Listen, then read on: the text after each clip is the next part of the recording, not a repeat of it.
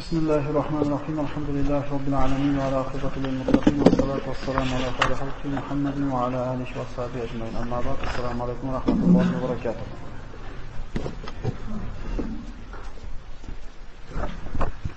رجل أعمى أنزل الله في شأنه 16 آية تليت وستظل تتلى مع كرر جديدين. Mufassirlarning aytgan so'zidan ikki ko'zi ko'r bo'lgan kishiki Alloh subhanahu va taolo bu kishining sha'ni xususida Qur'oni Karimda qiyomatgacha o'qiladigan kitobda 16 ta oyatni nozil qildi. Bu kishi kim edi? Abdulloh ibn Maktum radhiyallohu anhu. Bu shunday kishiki, shu kishini deb, shu faqir, ikki ko'zi ko'r bo'lgan kishini deb Rasululloh sallallohu alayhi vasallam Karim bo'lgan Parvardigordan itobni eshitdi. Bu sodiqul amin bo'lgan, vahiyni ko'taruvchi bo'lgan kishi Allohning rost payg'ambarligiga yana bitta dalilki, o'zi haqida tushgan Qur'onning itob alomatlarini o'qib, o'zi qilgan xatosini Qur'onda nozil bo'lgan yo'l o'qib eshittirdi. Abdulloh ibn Maktum roziyallohu anhu Rasululloh sollallohu alayhi vasallamning muazzini. Abdulloh ibn Maktum Quraysh qabilasidan makkalik bo'ladi. Bu kishi Rasululloh sollallohu alayhi vasallamga qarindoshligi payg'ambarimizning birinchi ayollari Hadicha onamizni tog'asini o'g'li bo'ladi. Demak, payg'ambarimizga bu kishini qarindosh urug'chiligi bor. Abdulloh ibn Maktum roziyallohu anhu Makkada avvalgi musulmonlikka yetgan hamma aziyatlarni teng ko'tardi. Alloh subhanahu va taolo islomga birinchilardan bo'lib kelishligini, iymon degan sharafga birinchilardan yetishligini nasib qildi. Va Rasululloh sollallohu alayhi vasallam ashablari bilan Makkada qanday bir aziyatlar bo'lgan bo'lsa, ikki ko'zi amo bo'lishiga qaramasdan bu kishiga ham hech qanday mushriklar shafqat qilishgani yo'q. Bu narsa payg'ambar sollallohu alayhi vasallamdan uzoqlashishiga emas, balki yana ham yaqinroq bo'lishlikka harisligiga sabab bo'ldi. Payg'ambar sollallohu alayhi vasallamdan oyatlarni eshitishlikka, dinini o'rganishlikka ozgina bo'lsa ham fursat topilganda Qur'on ta'limiga o'zini vaqtini sarf qilgan edi. Kunlarning birida Rasululloh sollallohu alayhi vasallam mana bu kishi ikki ko'zi amo bo'lib, ko'r bo'lib tug'ilgan kishilardan edi. Qurayshning sayyidlari Utbat ibn Robiya, uning akasi Shayba, Amr ibn Hisham, Abu Jahl, Umayyah ibn Halaf, Valid ibn Mughira, Xolid ibn Validning otasi bu. Qurayshning eng katta sayyidlarini, boylarlar, zodagonlarini islomga, iymonga da'vat qilib, Qur'on oyatlaridan o'qib berib turar edi. Mana shu orada Abdulloh ibn Maktum ko'zi ko'r bo'lganligidan, Rasulullohni kimlar bilan gaplashib turganligidan xabardor bo'lmaganligidan kelib aytdiki: "Ya Rasululloh, allimni mimma allamakalloh." Alloh sizga o'rgatgan oyatlardan, Qur'ondan menga ham o'rgating dedi. Shunda Rasululloh sollallohu alayhi vasallam u kishiga qarab turib yuzini burdida, yuzini shimirib qo'ydi bu yoqqa. Ya'ni bu payg'ambarimizning yuzini bu yoqqa burishligi Abdulloh ibn Maktumni to'g'atmaganligidan, mensimaganligidan emas. Hozirgi holatda Abdullohga gapirgandan ko'ra, mana bu kufrni kattalariga gapirishlikda islomga ko'proq manfaat bor degan. Shundan umid qilingan edi.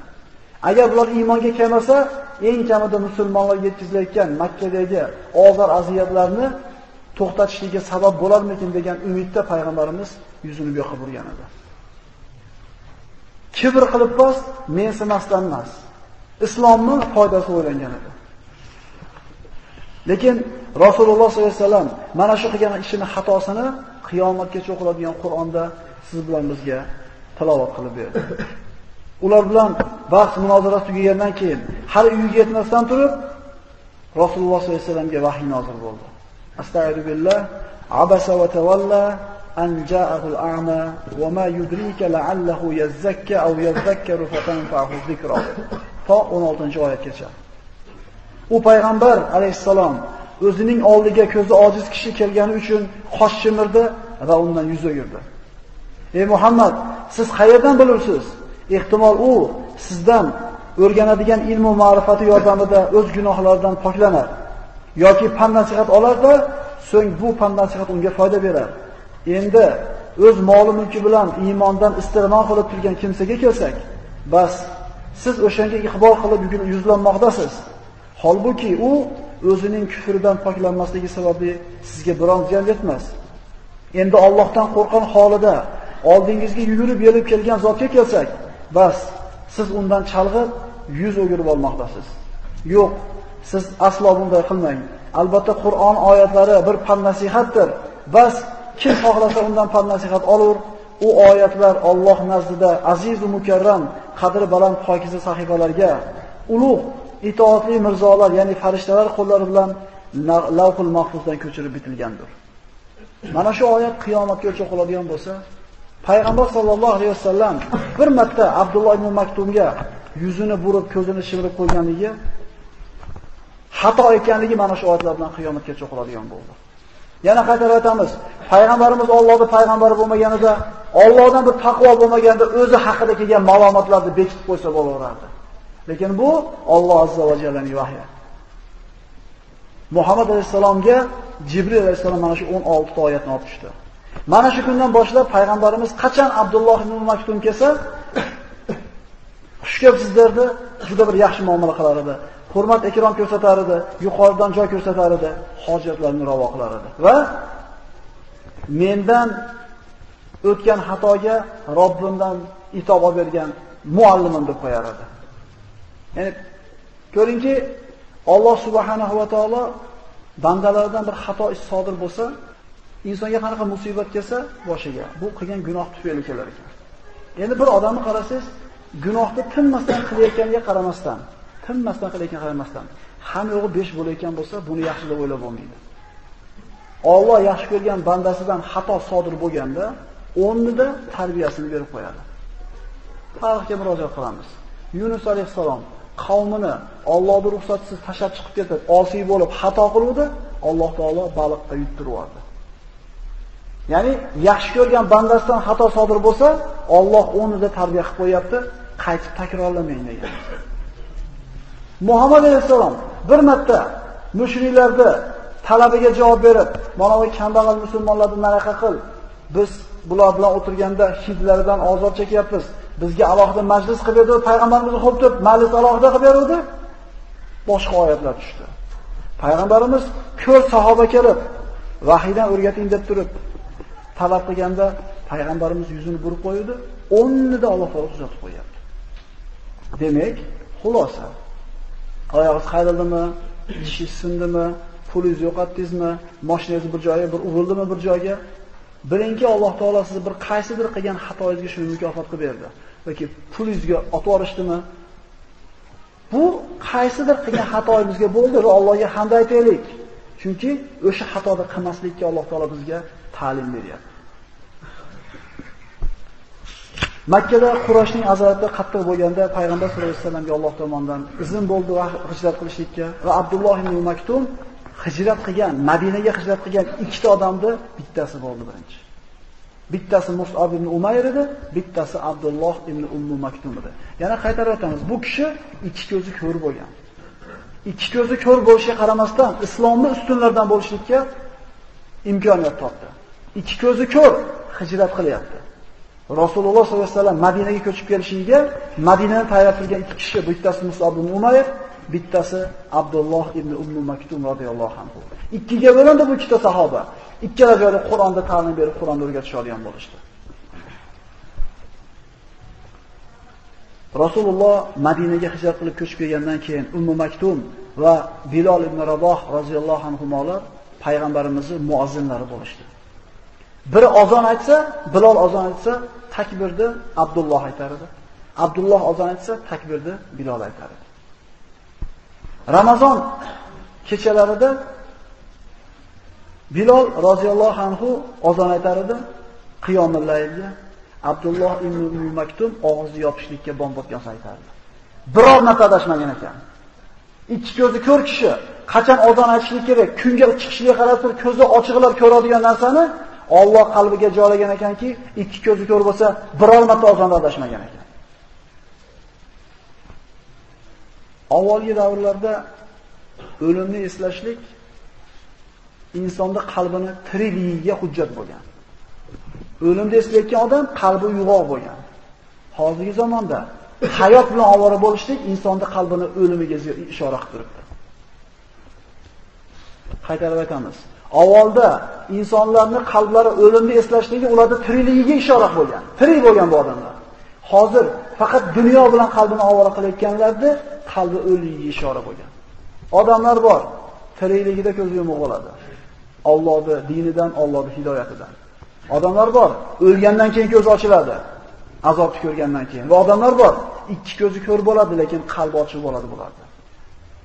Insonlar bu dunyoda ochiq ko'zi bilan bu dunyoda kengligini, yorug'ligini ko'rayotgan bo'lsa, Abdulloh ibn Maktum bu narsani ko'rmadi, lekin oxiratnikini ko'rdi. Payg'ambar sollallohu alayhi vasallam oldiga kelib, "Ya Rasululloh, duo qiling, meni ko'zim ochilsin" dedi. Ya'ni duosi ijobat bo'ladigan zotdan ko'zi ochishligini so'rayapti, kambag'allarga ketkizing degandaqa.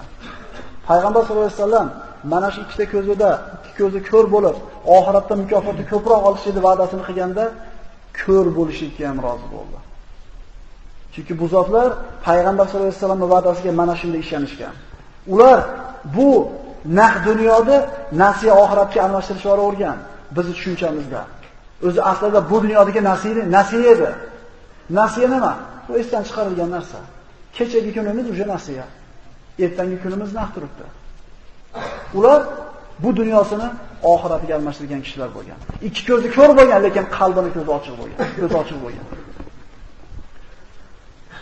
Payg'ambar sollallohu juda ko'p ikrom hurmatlarni ko'rdi Abdulloh ibn Maktum va Madinadan bir joyga safar qiladigan bo'lsa, bir necha marta payg'ambarimiz Madinaga o'zini o'rniga xo'jayin qilib ketgan Madinaga.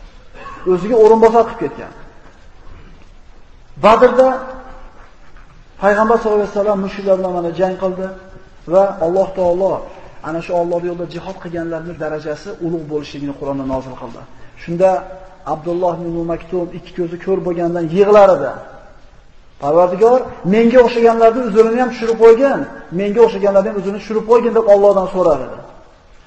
Zayd ibn Sobit payg'ambarimizning vahiy kotibi Rasulullohning huzurida o'tirganida aytadi, Rasulullohning deydi, tizzasi soni meni sonim ustida turgandi deydi, tushib qoldi deydi. Shunda vahiy kelib qoldi. Payg'ambarimiz oyog'i meni shunda ezdiki, oyog'imni yer yuzida bunchalik narsani ko'rmagan edim. La yastabil qoiduna minal mu'minina val mujahidina fi sabilillah. Alloh yo'lida jihad qilgan mujohidlar bilan chiqmasdan o'tirganlarda ajri hech qachon birga bo'lmaydi dedi. Shunda Abdulloh shuni aytdi, "Ya Rasululloh, biz haqimizdagi uzrda ham aytib qo'ying endi, Allohga duo qiling" deganda shunday vahiy nozil bo'ldi. Ikki ko'zi ko'r bo'lgan kishi yuragidagi sodiqligini Alloh taolo oyat bilan savoliga o'rnida javob beryapti. Alloh javob beryapti Abdulloh ibn Maktumga. La yastabil qoiduna minal mu'minina g'ayra ulil darari. Faqat uzr egalari bundan mustasno dedi. Ikki ko'zi ko'r bo'lib turib, uzr bor, indamay tursa bo'laveradi, lekin Alloh taolo uzr so'rayapti. Ko'zim ko'r bo'lmaganda men ham chiqardim payg'ambarim bilan. Lekin menga uzrni tushirgan deganda Alloh taolo labbay dedi. Mana shu ikkita ko'zi ko'r bo'lgan, kambag'al bo'lgan sahobani Alloh taolo duosini ijobat qildi. Lekin shunga qaramasdan Abdulloh ibn Maktum Alloh yo'lida bir jihad qilishga qattiq haris kishilardan edi. Va Umar hijratda 14-yilida Umar ibn Xattob roziyallohu anhu Forsga qarshi qo'shin tortdi. Shunda Abdulloh ibn Maktum ham jang liboslarini kiydi, jihodga chiqdi. Va aytdiki, menga bayroq ushatib qo'yinglar dedi. Bayroq ushatib qo'yinglar, agar sizlar yengsanglar ham, yengilsanglar men to'raman bir joyda. Chunki qochib ketsanglar men qocha olmayman-da. Bayroqni berishdi. Va mana shu Fors bilan bo'lgan jangda qonga belangan, lekin musulmonlar bayroqni quchoqlagan holda shahid bo'layotganini sahobalar ko'rishdi. Bu zotlar kambag'alligi, ko'zi ko'rligi, faqirligi, muhtojligi Allohni rozi qilishidan to'smagan ekan. Chunki ularda bitta g'ami bo'lgan dunyoda. Qiyomatga borganda Alloh taoloning oldida savol-javob oson bo'lishligi. Rasululloh bilan jannatda ham birga bo'lish xohlagan, dunyoda birga bo'lish xohlagan. Alloh taolo ularga mana shu niyatlari sodiqligi uchun mukofotlarni ato etdi. Alloh subhanahu va taolo Abdulloh ibn Maktumni oxiratni obod qilgan bo'lsin. Va siz bilan bizni shu sahobalar bilan birga jannatda o'tirishni hammamizga nasib qilgan bo'lsin. Assalomu alaykum va rahmatullohi va barakatuh.